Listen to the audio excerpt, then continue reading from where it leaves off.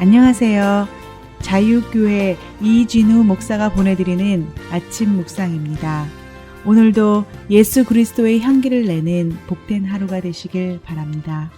10월 30일 금요일 아침 묵상입니다. 오늘은 비전의 사람, 야망의 사람이라는 제목으로 사무엘하 15장 10절로 15절의 말씀 묵상합니다.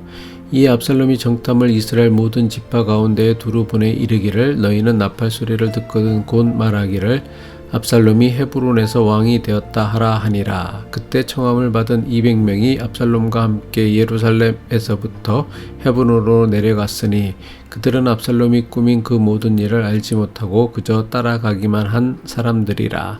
제사 드릴 때에 압살롬이 사람을 보내 다윗의 모사 길로 사람 아히도벨을 그의 성읍 길로에서 청하여 온지라. 반역하는 일이 커감에 압살롬에게로 돌아오는 백성이 많아지니라. 전령이 다윗에게 와서 말하되 이스라엘의 인심이 다 압살롬에게로 돌아갔나이다 한지라. 다윗이 예루살렘에 함께 있는 그의 모든 신하들에게 이르되 일어나 도망하자. 그렇지 아니하면 우리 중 한 사람도 압살롬에게서 피하지 못하리라. 빨리 가자. 두렵건대 그가 우리를 급히 따라와 우리를 해하고 칼날로 성읍을 칠까 하노라. 왕의 신하들이 왕께 이르되 우리 주 왕께서 하고자 하시는 대로 우리가 행하리이다. 보소서 당신의 종들이니이다 하더라. 금요일 아침입니다. 한 주간도 고생 많으셨습니다. 회복과 안식을 누리는 주말과 주일 되시길 바라며 아침 묵상 시작합니다. 사람은 누구나 나름대로 자기만의 삶의 목적과 의미를 추구하며 살아갑니다. 아무런 목적도 의미도 없이 인생을 사는 사람은 아무도 없습니다. 심지어 자신은 아무런 목적도 의미도 없이 그냥 먹고 산다고 하는 사람들도 사실은 나름대로 자신만의 삶의 목적을 가지고 살아가고 있는 것입니다. 아무런 목적도 의미도 없이 그냥 하루하루 산다고 하는 사람들이 인생을 사는 목적과 의미가 무엇입니까? 먹고 사는 것입니다. 이처럼 모든 사람은 그것을 깨닫고 살든 모르고 살든지 나름대로 각자만의 삶의 목적을 가지고 살아갑니다. 아버지 다윗과 아들 압살롬, 이들은 모두 젊은 날 자신들의 목적을 이루기 위해 치열한 삶을 살았던 사람이었습니다. 그리고 이들은 다 그들이 이루려고 했던 목적을 마침내 이루어낸 사람들입니다. 이들의 목적이 무엇이었습니까? 왕이 되는 것입니다. 하지만 성경은 이 두 사람이 이루어낸 꿈의 성취를 같은 것으로 평가하고 있지 아니합니다. 다윗이 왕이 된 것은 하나님께서 주신 언약을 이룬 이른바 비전을 성취한 것이라면 압살롬이 왕이 된 것은 자신이 세운 꿈을 이룬 야망의 성취였습니다. 비전과 야망은 한 사람의 꿈과 목적이라는 의미에서 대단히 비슷한 의미가 있지만 이 둘은 결코 같지도 비슷하지도 않은 매우 중요한 차이를 가지고 있습니다. 우리가 흔히 범하는 실수 가운데 하나는 성공한 사람과 좋은 사람을 혼동한다는 것입니다. 많은 사람이 생각하기를 성공하면 무조건 좋은 사람이라는 이상한 믿음을 가지고 있습니다. 물론 성공한 사람이 좋은 사람일 수도 있습니다. 하지만 성공이 좋은 사람이 되게 하는 조건일 수는 없습니다. 세상에는 비록 성공하였지만 나쁜 사람도 있고 반대로 실패한 것 같은 삶을 살았지만 좋은 사람이 있습니다. 하나님께서 주시는 비전이나 소명과 사람이 스스로 세운 야망을 구분하기 위해선 좋음과 성공을 분명히 그리고 제대로 구분할 줄 알아야 합니다.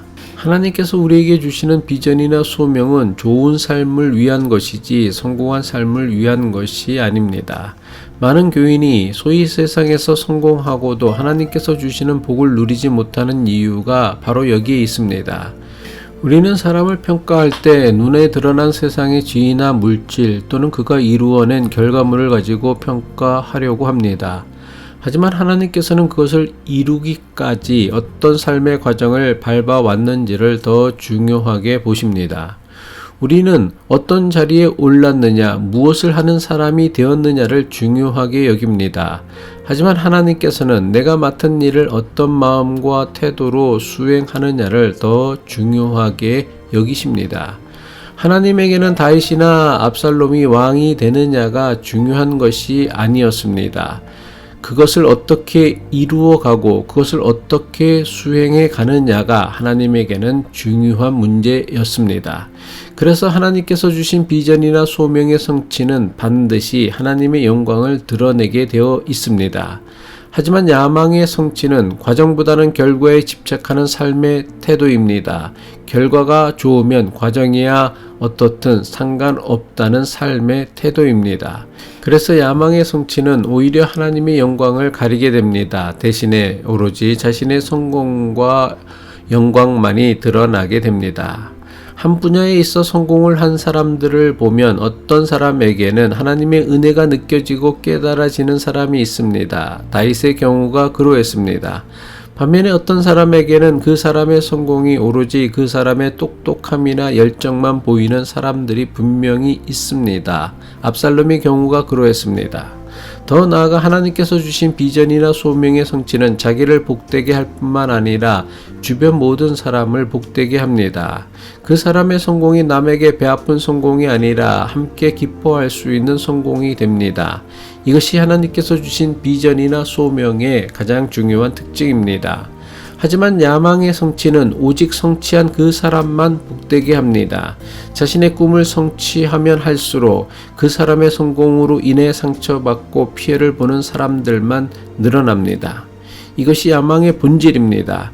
그래서 그 사람의 성공은 늘 남에게 배아픈 일이 되고 아무도 기뻐하지 않는 자신만의 잔치가 되고 마는 것입니다. 압살롬은 왕이 되고자 하는 분명하고 확실한 목적을 가지고 살았던 사람입니다. 하지만 그가 추구했던 권력의 동기, 과정, 결과 등은 다윗과는 정반대였습니다.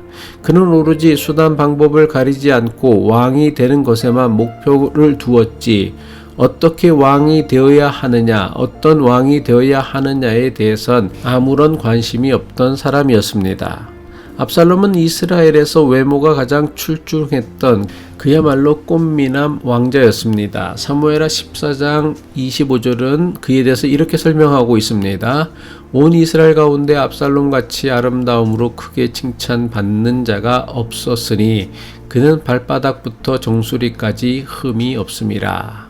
하지만 그는 자신의 타고난 외모를 가지고 이스라엘 백성들의 마음을 아버지 다윗에게서 뺏는 일에 사용했습니다. 게다가 그는 인간적인 모략에도 능통했습니다. 자신의 목표를 이루기 위해서 무엇이 필요한지 잘 알고 이를 위해 거짓말과 도적질을 적절하게 사용할 줄 아는 사람이었습니다. 자기가 저지른 죄에도 불구하고 자기의 죄를 후회하고 용서를 구하기보다는 오히려 자신을 의롭게 여기며 합리화하는 사람이었습니다. 그는 하나님께서 주시는 소명을 기다리지 않고 탁월한 자신의 지위와 외모를 이용해 자신이 세운 꿈을 이루려고 했습니다. 다윗과 압살롬, 그들은 둘 다 인생의 분명한 목표를 가지고 정말 치열한 삶을 살아야 했습니다. 하지만 다윗은 하나님께서 주신 언약과 뜻을 이루기 위해 순종했다면 압살롬은 오직 자기 성취만을 위해서 치열하게 살았습니다.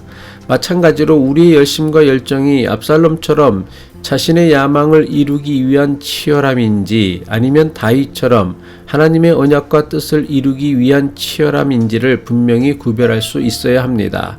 비록 압살롬의 열심과 열정이 자신의 꿈을 성취하게 했지만 그의 꿈의 성취로 오히려 자기를 넘어뜨리는 자가 되었음을 기억해야 합니다. 하나님께서는 우리가 자신의 성공 때문에 남을 해치는 야망의 사람이 아니라 자신의 성공으로 남을 살리는 비전의 사람, 소망의 사람이 되기를 원하십니다. 기도하겠습니다.